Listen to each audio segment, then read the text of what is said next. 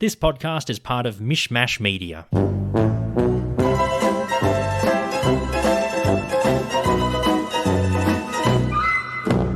Hello, mates. Hi. Welcome to another episode of Curbcast. My name's Ivan. And I'm Stephen. And each week we get an episode of Curb Your Enthusiasm in chronological order and we review it scene by scene. We are at the tail end now of season 1. We're up to episode 7, Aamco.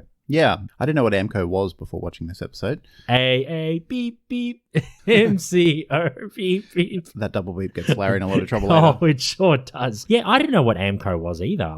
I think they're a real company though. I think so. Yeah. Curb Your Enthusiasm never makes things up. It always uses things in the real world. Obviously, it's fictional, but it never makes up companies or brands. You know, like, say, The Simpsons. You know, there's always like a rip-off of a real-world company. Yeah. Or, you know, they just make up stuff. Yeah, it's like a parody. Yeah. Yeah, Whereas yeah. Seinfeld and Curb, they use real-world things. They make up stuff to do with those companies. But, so, yeah, there's no reason why Aamco wouldn't have been a real company. No, fair enough. And that's actually the title of the episode too, Yeah. funnily enough. We have some social media. You can check us out on Instagram, Reddit, Facebook, and Twitter. CurbcastPod is the handle for that one. We also have an email address, curbcastpod@gmail.com. If you want to support us financially, you can do so at our Patreon, patreon.com/mishmashmedia. And if you want to rate us or review us on your podcast app of choice, it really helps out with visibility and just spreading the word. And finally, we do have a Facebook group for the podcast. It's called Curb Your Enthusiasms. So check that out if you want to join the fun. Beep beep, indeed. Anyway, Aamco first aired in the US on HBO on the 26th of November 2000. In this one, Jeff buys a 1957 Chevy and insists that Larry take it for a drive. At a stop sign, Larry mistakes the honking horn from an Aamco commercial for the car behind him and he yells at the other driver, who then hits the Chevy from behind and speeds away. Luckily, Larry meets an antique auto mechanic at a dinner party who says he can fix Jeff's Chevy. Now, we were talking about last week about Julia Louis-Dreyfus being in The Wire. Another actor who's appeared on Seinfeld except in one episode, Mike Haggerty. He plays Mike Duffy, the Aamco guy. He played Rudy, the secondhand clothes store owner from the Raincoats. Yeah. Stupid cabana crap, as he burns it.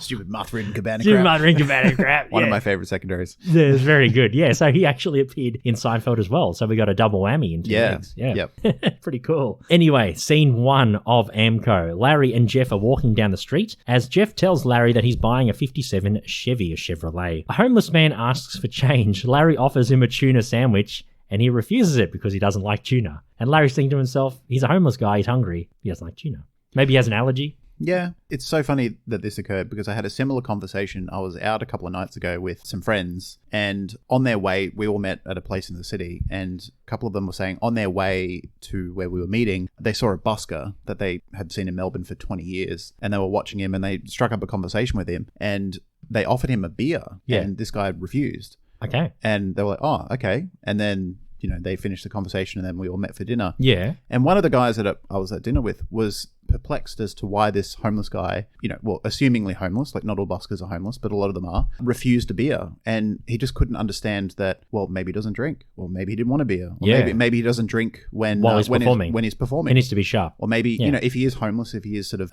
if his life's rough, maybe he's trying to improve his life. Or maybe he's an alcoholic and he's trying to recover. Yeah, exactly. Yeah. There were just so many reasons why, like, not everyone wants a beer. Not everyone likes beer. Beer. You know, that's food. But man. he couldn't get past in his head that I think he was just relying on the stereotype that homeless people are so desperate that they'll accept anything.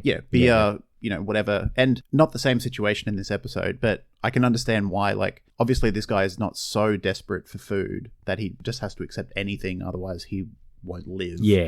You know, he can afford to be, in this case, beggars can sometimes be choosers. Yeah, they can. You know. Because, even Larry's a bit baffled. He's like, he doesn't like tuna. Yeah. But it sounds like a Jerry bit. Yeah. It's like, what's to do with homeless people? Yeah. You give them food and they can't eat it. I think it's just reliant upon the stereotype that beggars literally can't be choosers. And it's like, well, you know, if he's so hungry that, you know, he's going to keel over and die or lose consciousness from low blood sugar, he would probably accept the food. But if he's like, well, you know, I'm on a busy street in LA, lots of money, you know, I'm around restaurants, I'll say no to the tuna now because something better might come along later. Oh, you know, and he does get something better in a later scene. I mean, it's a couple of days later, but you know. But that's enough food to sustain him for a couple of days, definitely. And I think if he was so desperate for food, he obviously, later on in the episode, Larry asks him about food that he gets at a certain soup kitchen, you know, so he does have options to go and get soup at that soup kitchen. So Yeah. it was just a funny coincidence that sometimes homeless people don't say yes to something, like, and that's not something to like blow your mind, I guess. It was just weird. Very weird. Back at home, Larry comes home and asks Cheryl's friend who's there for her opinion on his film Sour Grapes, because she borrowed the VHS tape of it.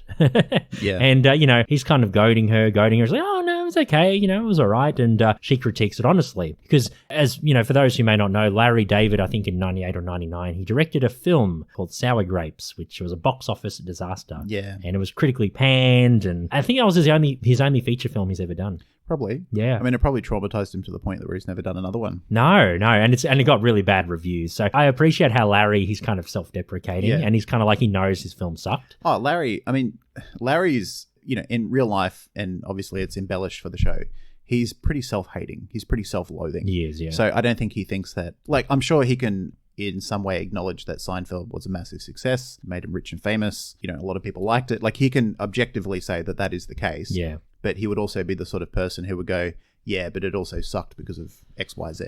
So he's pretty good at being, self-deprecating and to the point of self-loathing. Yeah, which makes it funny. Yeah, it makes it funny. Yeah, I mean, even if Sour Grapes was critically applauded and made a bunch of money at the box office, he would probably say, yeah, but he wouldn't be like, yeah, it was awesome. Like, even though he can be arrogant, he doesn't have much of an ego. Yeah, well, he'd be like that with Seinfeld. Yeah. Critically acclaimed, made lots of money, he's still making lots of money now. Yeah. And he's made most of his fortune from Seinfeld. Yeah. Even he's pretty humble about it. Yeah. It's like, oh, yeah. Yeah. It's funny, like, he can be arrogant and pig-headed, but he doesn't have much of a genuine self-confident ego. The semi-fictionalized Larry anyway. Yeah. In this show. Well, I mean, I can imagine him being like that in real life. Obviously, just a bit more exaggerated for the show. Oh, for the show, yeah, for sure. Cheryl tells Larry that their caterer for the dinner party has cancelled for personal reasons. Larry's like, personal reasons? What, you can just say personal reasons and it's fine? Yeah, I think that's a good point, because I've used personal vague.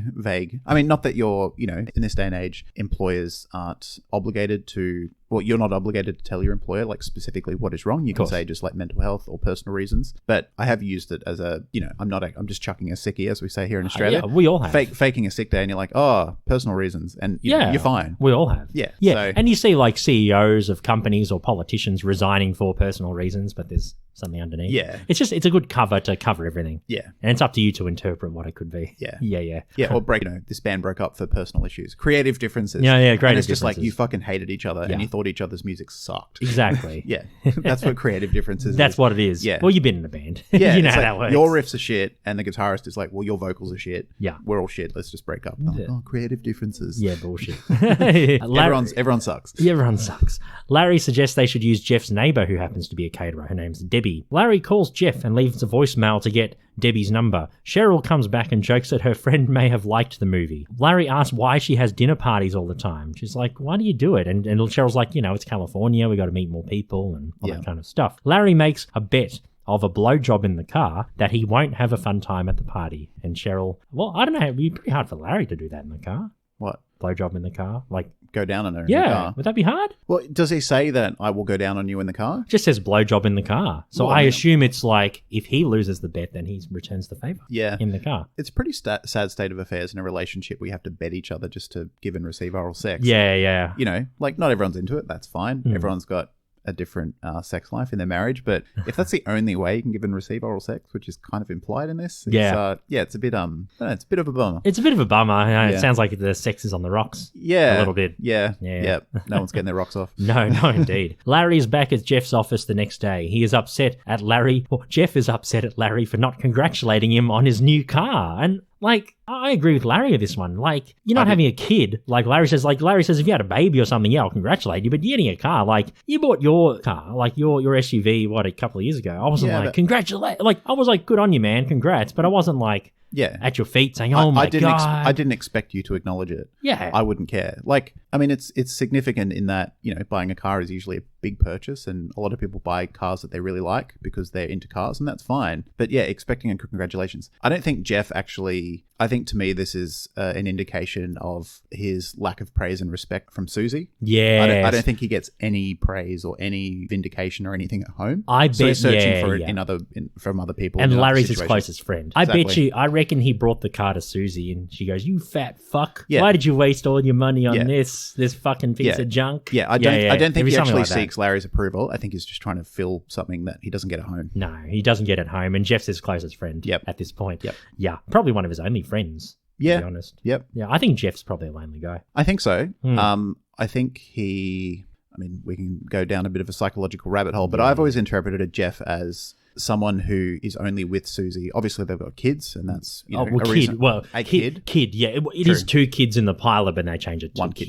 Yeah. And that's a reason to, I think, try and persist in a relationship to try and make it better. That's a good reason to stay. I think stability. That's commendable and admirable, and relationships can improve even if they're horrible. Yeah, but I think he thinks that whether it's his own insecurity or insecurity created by Sonia's constant abuse and Susie's Susie's constant abuse and disparaging comments, I think he thinks that I'm unlovable. No one else would want me. So it's either literal loneliness or Susie is the only option I've got, and I think she's reduced him down to like that made him small. amount, made him small in his head. Yeah. So even like if my partner was like Susie, I'd just say I wouldn't tolerate that. Nah, me either. Once or twice, like people can lose. Like people fly off the handle and become horrible, and that's fine. That's not who they are. That's just a momentary lapse of civility and judgment. Yeah. But if that was who that person was all the time, like Susie, I'd get the fuck out of there real quick. Yeah, real kid quick. or not. Yeah. Like, well, this kid's not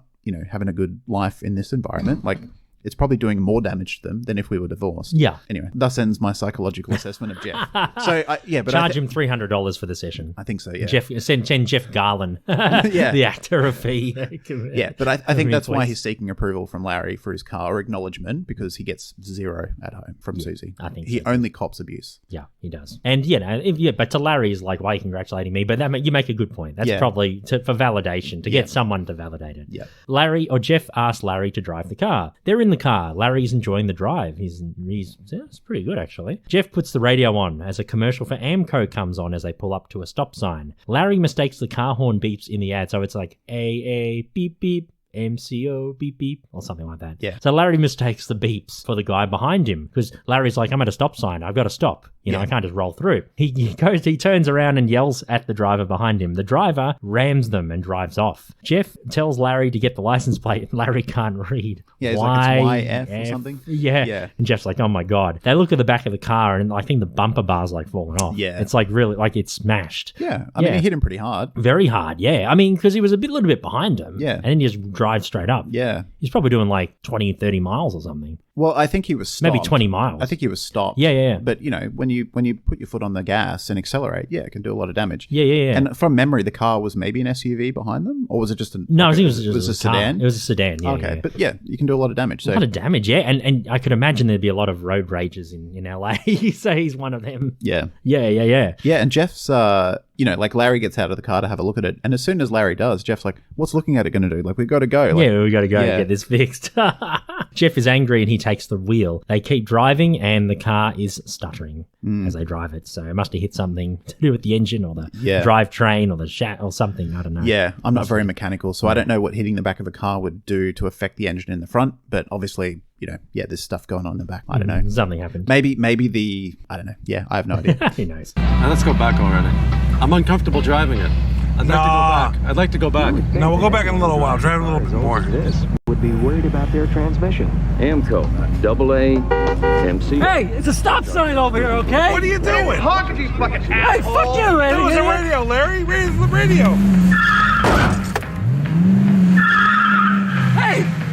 What are you, nuts? At the dinner party later that night, Larry is pretending to listen to a couple and the lady from before's husband's story. So Cheryl's friend from the previous scene, he's pretending to listen to her husband's I story. think they're talking about moving to Covina. Covina, yeah, that's right. And Larry's just like, I don't give a shit. He meets another couple who say that they should go on a cruise as they enjoyed cruises. Cruises are the best things you can ever do. Probably not these days in 2021. No. Because of COVID. I don't think you can even go on cruises at the moment. At the moment. I think the CDC are still having, like in America, they're trying to approve. The cruise companies are trying to get the CDC to approve cruise travel. Well, I mean, I can understand why they would be pushing for that, because I mean, if flights are allowed and, you know, big gatherings are allowed, sports events back on, concerts back on, it's like, you know, it makes sense. A lot of protocols, obviously. I've never liked cruises anyway. I've been on one. I've never been on one. It's so like a walking petri dish, man. Yeah. Like, if there's an outbreak of something, gastro, you're fucked. Yep. You're going to get it. You know? True. Yeah, pretty bad. I guess that's why people just drink a lot. It just kills any germs you might pick up. And it's like, well, plus there's less taxes because you're in international waters. True. So you're not part of the jurisdiction that you docked from. So drinks, like, because I went on a cruise in Western Europe and the Mediterranean,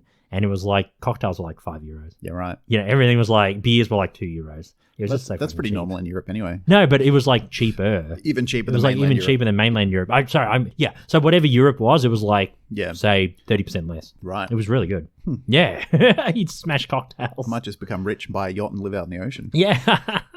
And you buy your own drinks before you go. Yeah. Well, actually, you'd still need to buy it from the mainland to bring over to your yacht. So you don't pay the tax. yeah. Especially in Australia, we get taxed heavily for alcohol. So much. It's no good. Larry goes to talk to a guy named Mike, who says that he is a huge Seinfeld fan. Quite funny considering the actor Mike Haggerty was on the show. It's quite funny to see. It's funny, this interaction, Larry doesn't seem too bothered by Mike talking about Seinfeld and how he's a big fan, because he doesn't seem desperate for Larry's approval, like last week's episode with Dean. You know, Dean is just so punishy and so like inappropriate from the start that Larry's just like you just get bad vibes. Whereas Mike is a bit more, you know, he brings up Seinfeld, fair enough, but he's just more casual about it. He's a lot more easygoing about it. And Larry doesn't seem to like, I don't know, like if I had a bad interaction with a fan a week ago and then a week later at a dinner party, some other stranger brought up Seinfeld again, I would assume that they're going to be another Punisher from last week's interaction. I could imagine. But Mike's, I don't know, like Mike, I guess he's just got a more casual attitude, a bit more easygoing. Yeah, more blue collar, salt of the earth. Yeah, kind of he's guy. not so intense. No. And Larry just, you know, he doesn't seem too bothered by it. No, he's pretty cool. Like, Yeah. he's not punishy like No, Dean. Yeah, no.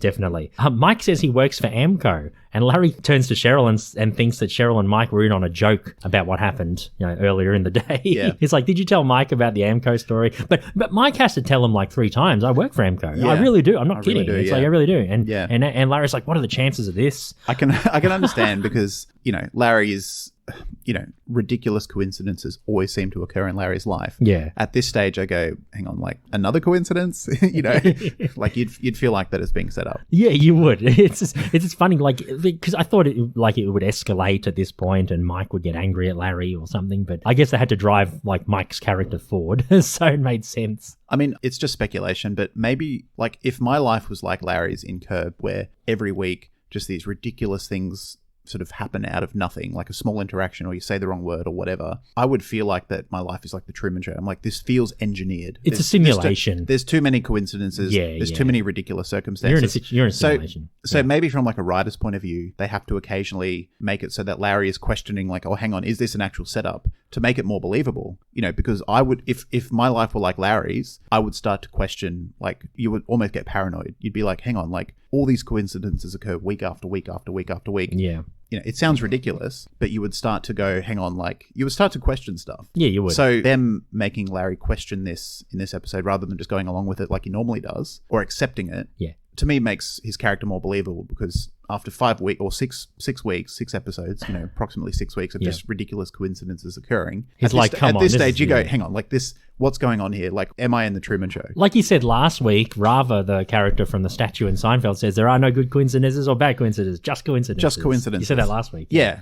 So whether it's intentional or not, from a character point of view, if I was a writer, I'd occasionally make Larry, you know, question things that go on, because it makes him more believable. It does, yeah. In reality, I would do that. I'd be like, hang on, like another fucking strange coincidence. Yeah.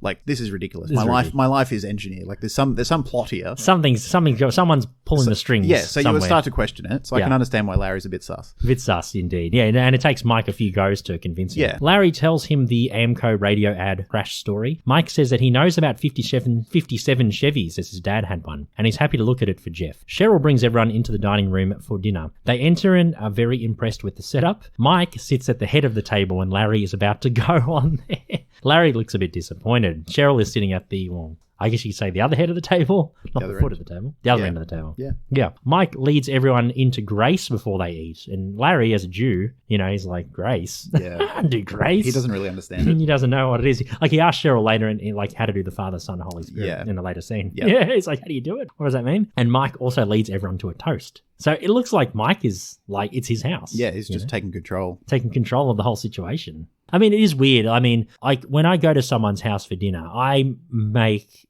an expectation that I'm not going to sit at the head. Yep. Unless if they insist that I sit there. Yeah. It's like I've been over a few times. They're like, oh, you can sit here. Like, I haven't gone to it, but they say you can sit here, Ivan, if you want. But and then sometimes I'm like, but this is the head of the table. Is it all right? And he goes, no, it's cool. Yeah. It's like, oh, all right. If you've said it's good, I'll sit here. Yeah. No trouble. And everyone else heard it. Yeah. Okay. Yeah. But it does make sense. I do feel weird, like when I have gone to dinner parties and people have sat at the head, Yep. but they're not like the host. That Yep. is weird. Yeah. I do feel a bit awkward. I'm like, what are you doing here? Have you ever had that experience? Not specifically. Yeah. I don't know if I've ever accidentally sat at the head of a table. Sure. But I don't think the head of the table is much of a thing anymore. It No. seems to be more of like a Traditional like thing. a 50s, like, the husband sits at the head of the table because he's the head of the household. Yeah. Like kind of like it's still a thing. People have their favorite seats. Yeah. But I don't think the idea of like, the patriarchal figure of the family or the head of the family sits at the head of the table. Oh, I just yeah. don't think I'm not trying to be too in-depth about it Yeah, or sure. what it symbolizes, but I just don't think most people care these days. Yeah, I mean, You know? I don't mean necessarily the patriarchal figure. No, Even no, like but, the but mum, I think you know. that's where the idea comes from, Yeah, like yeah. that sort of traditional, like the man, the patriarch of the family sits at the head of the table. Well, you know, well, that's maybe I'm very being- outdated. Yeah, yeah. But some people still subscribe to that, and some people still like the head of the table, and that's fine. Yeah. But I just don't think it's much of an issue these days because most people don't care. It's No, just they like, don't care. Sit wherever. Yeah, you know? wherever. Especially No, if it's yeah. friends at a dinner party. It's like it's not formal. It's Yeah. it's supposed to just be informal. Like let's just sit down and eat food and relax and talk shit. You know? Of course. I mean, I should clarify. I didn't mean like the man sits at No, the no, head. no. I mean, wasn't suggesting that. anyone. That's just what. Well, yeah. That's just where yeah. I think that's where a lot of that idea comes from. That's Of all. course. I mean, if anyone from the household sits at the head, that's cool. Yeah. It's like it's your house. Yeah. Like, I don't know. It's just a thing that I guess I've grown up with. Yeah. You know? Yeah, that's what I mean. I think Yeah. that being something that you're aware of is like an internalized stereotype from Which from, I've got to get out of my head. I mean, it's not even an issue. It's not problematic, or it's not even. I'm not saying it's good or bad. I'm just saying I think that's where it comes from. Probably. And it's such a non-issue. Who gives a shit? Yeah, of But I think that's where that feeling of like, oh, should I sit here? Should I not? Kind of comes from. It's like lingering from an older tradition. Yeah. That's not really relevant. Yeah, that much relevant anymore. today. I should really get out of that habit. But like I said, but how often are you in that situation? No, Never. hardly So ever. A few it's- times a year. It's Yeah. not problematic. You know, it's not something that's causing any bad things in your life. It's just I'm just saying I think that's just where it comes from. That's all. Fair enough. Oh, good. Have yourself a good time, all right? I think Larry will agree with me on this. For we sure. don't stand on tradition in this No, house, you know. no. However, there is one tradition that I particularly enjoy, and please join me. In the name of the Father, Son, Holy Spirit, amen. Blessed is the Lord of these thy gifts which we are about to receive from thy bounty through Christ our Lord, amen. In the Father, Son, and Holy Spirit, amen. Come on, let's break bread, huh? Larry is lying in bed later in the evening. He jokes to Cheryl about when the next Young Republicans meeting is on. I like that one. Yeah. As they're all talking about traveling and Yeah. moving here to rich areas, and Yeah. I get it. Yeah, I think he's kind of implying that, like they're just all a bunch of like yuppies. Yeah. And a lot of LA, especially like Orange County, I've got a friend, him from our previous workplace, my previous workplace, your current workplace. He's an American friend and he's from California. Oh yeah, I know him. And yes. LA and California are sort of seen as mostly like left-wing liberal, but there are pockets in LA, especially wealthy areas. The OC, Orange County, Yeah. is one of the most right-wing conservative Republican strongholds in all of America. Oh, wow, Even yeah. more so than, like say the South or places that you would typically assume are Republican strongholds. Sure. So I can understand why Larry would make a dig at like, well, this pocket, like this sort of upper class LA neighborhood, maybe are Republicans. Maybe I they are, don't think it's that deep. He's just sort of. I think he was just kidding. He was just kidding, yeah, but yeah. I think it's based on some reality that some of these people may be Republican Yeah. when you would expect that being in California and LA that they'd be Democrats. I think it's more the point because they're like wasps. Yeah. Basically, Yeah. yeah. Which is what like the And that's what- stereotypical Republican goes for. Yeah, Yeah. and that's and that's Cheryl's background as well. Yeah, of course. Larry and Cheryl talk about Mike taking the head of the table. Larry says that Mike is fixing Jeff's car, and he doesn't want to cause an issue between them. Larry reminds Cheryl of the bet that he won because he didn't have a fun time at the dinner. That's what he claims anyway. The next morning, Larry sees a message on the machine and Cheryl is there as well. Mike calls saying that he feels weird about something that happened last night and he'd like to talk to Larry at his garage in person. Larry suspects that Mike could have felt bad about taking his seat. Cheryl thinks that it's probably about not wanting people in their Martha's Vineyard guest house, because in the previous scene, Mike mentions that him and his wife want to go to Martha's Vineyard and need a place to stay because they haven't booked anything yet. And they know that Larry has a guest house there.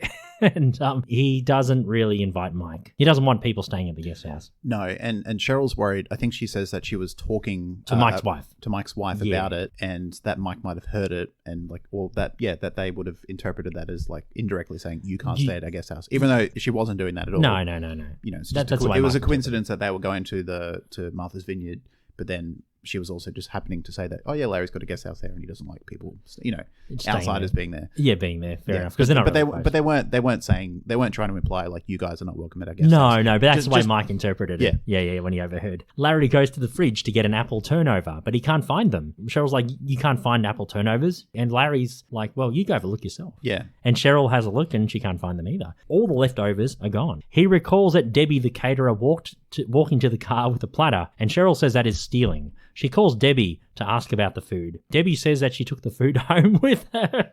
Cheryl threatens to cancel her check if she doesn't get the food, and she gets Larry to volunteer to go over and get the food to Larry's reluctance. He's like not happy with it. I'd just say, you know what, I don't care that much. It's just I'm pissed off, but 5 minutes I won't care. Yeah. If you care so much that you need to cancel a check, like you go and do it. You go, Cheryl. Yes. Yeah. Larry goes to Debbie's house to collect the food. Larry says there's not much left, so Debbie's got like a small platter of food. And Larry says there's not much left compared to what was in the fridge last night. The fridge was overloading the night before. Yeah. Debbie claims that she gave most of the leftovers to a homeless shelter. Her assistant walks in, or I guess like a sous chef or, you know, another chef. Some sort of employee for a catering company. Yep. She says that she dropped food over at Jeff's house, which piques Larry's interest. In the next scene, Jeff is eating chicken l'orange as Larry approaches him from behind to question where he got the chicken from and if it's any good. And Jeff's like, oh, the food's fantastic. Jeff admits that Debbie gives him leftover food. And Larry jokes saying, oh, you got a bit of a racket going on, hey? Yeah. You get 10% of my salary and you get 10% of her client's food. Is that how it works? That's what being a manager is. You just take cuts of everyone else's work. Cuts of everyone else's. Like, you don't do the work. You just organise appointments and shit. That's all you do. Larry gets an apple turnover and he eats it and he says, oh, it's pretty good. Yeah. Jeff is happy about knowing about Mike, and Larry tells him that there might be a problem regarding either Martha's Vineyard or the head of the table situation. At the garage, Larry and Jeff are there. Mike tells Larry and Jeff that the damage on the car is a lot, but it can be fixed. Mike asks to speak to Larry in the back room in his office in private. Mike sits Larry down and he apologizes about the Martha's Vineyard situation. So Larry apologizes about the guest house. Yeah, he gets on the front foot and he thinks that he knows what the private meeting is for. That's right. And he apologizes where it's not for that at all. Yeah, that's right. And Mike says that he's sorry for sitting in Larry's chair at the head of the table. Like you mentioned before, you know, that whole traditional 1950s thing. Yeah. Mike would have grown up with that. Yeah. His dad's sitting at the head. Yeah. Yeah. So yeah. It's a custom, yeah. Mike passively aggressively, his mood changes. So in this case, so even though Cheryl didn't reject Mike and his wife to go to Martha's Vineyard. So Mike didn't interpret. You're left to think that, Larry's probably right. Mike got insulted by them sort of indirectly saying you're not welcome at our guest house. Mike didn't care, but he's insulted that he thinks that he's dependent on Larry. Larry thinks that he he says to Larry, like, I know I go to Martha's Vineyard all the time. I've got friends there. Like, I don't need your guest house. I've got options to stay there myself. He's insulted that Larry thinks that he would need his guest house because he doesn't have any other options. Yeah, that's right. He has no, so like as if he's desperate. Yeah. It's like, it's like Tuscany. Yeah. You know, like, nothing to rent. Yeah. There's nothing to rent. There's lots of things. There's lots of things, yeah. And Mike, you're right. He feels insulted that Larry thinks, oh, I'm the only person that can give you accommodation. Yeah. Or that I would, be so desperate or like would want to stay at your like fancy guest house because you're a rich celebrity and I'm just a car mechanic. That's right. He's just like, well, it's kind of I think he's blowing it up a bit. I think he's being a bit over the top. But because his mood, he just swings. Yeah. He's really apologetic. You know, he needs a private meeting in person to apologize over some social faux pas that because he's very traditional. Isn't really that much of a big deal. Yeah. And Larry's like, oh yeah,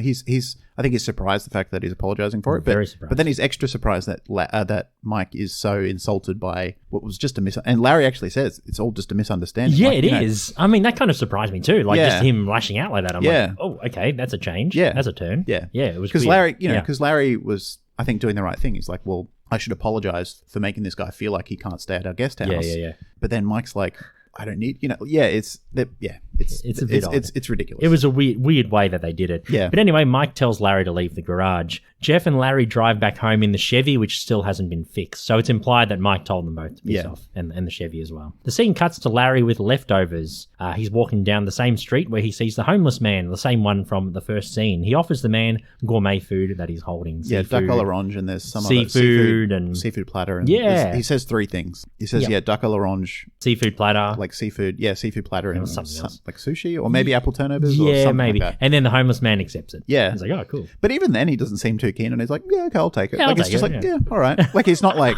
if someone offered me all that food, I'd take it now. yeah, Even with and a it's job. like, and I'm not homeless. I've got a fridge full of food. That's fine. I'd just be yeah. like, fuck yeah, that's awesome. Yeah, but he's just yeah. like, I'd take all of he's it. a discerning bum. He is a discerning bum. Or he might have dietary requirements. Yeah, maybe. that's true. Who knows? The scene before the credits roll, Larry and Cheryl are driving home from dinner out later in the evening, and Larry once again reminds Cheryl of the blowjob bet. She takes off her seatbelt, ready to go down on Larry as the credits roll. Yeah, she looks around to make sure no one's around, and and then Scene cuts. yeah, Larry cops some roadhead. That's our roadhead, indeed. Anyway, that was Aamco. Out of 5 Larrys, I give this one 3, man. Probably one of my least favourites from season 1 so far. What about you? I mean, it was enjoyable enough and there were some funny moments, but didn't quite hit like it did last week for The Wire for me. I like this one a lot. I give it 4, like last week's episode. Sweet, man. Good. Yeah, no, look, I like this episode. I like Mike's character. I like the fact that they made Larry, again, whether it was intentional or not, I just like the fact that it happened. They made Larry question another potential coincidence and him go,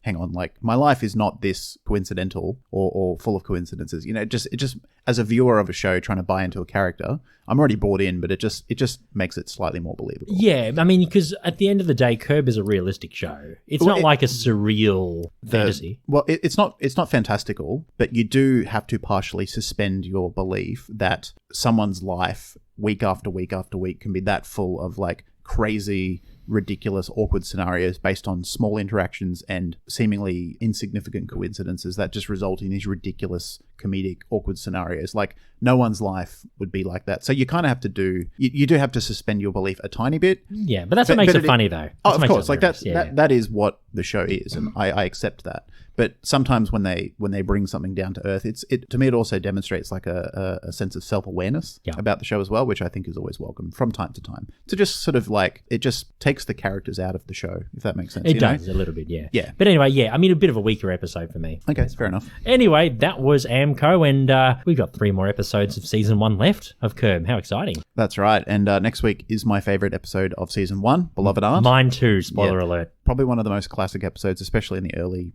sort of phase of Curb, The first best 3 or 4 seasons. Yeah, one of the best ones that I've seen at the moment. I've only seen seasons 1 to 3. Same. So, yeah. Yeah, but no, definitely my favorite episode of season 1. Can't wait to talk about it. I know, it's going to be fab. In the meantime, if you want to support us, you can check us out on social media. CurbcastPod is our handle. We have an email address, curbcastpod@gmail.com. You can rate us or review us on your podcast app of choice. It really helps out with visibility and spreading the word about Curbcast. We also have a Patreon, patreon.com/mishmashmedia. If you want to contribute some money our way, you get access to season 2 and 3 of Curbcast, which we recorded already, and a whole bunch of stuff we've done in the past, and access to future projects as well. Finally, we do have a Facebook group, Curb Your Enthusiasms, which was a Curb fan group that I started a little while ago, but I've kind of turned into a podcast fan group for the sake of the podcast. So check that one out as well. Indeed. My name's Ivan. And I'm Stephen. We'll see you next week for Beloved Aunt.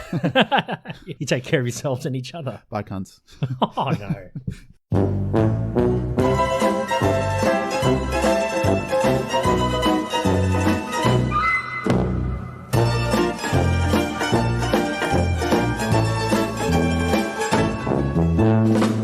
Thanks for listening. This podcast is part of Mishmash Media, an independent podcast network. Follow us on social media at Mishmash Media AU or support us on Patreon. All those links are in the show notes.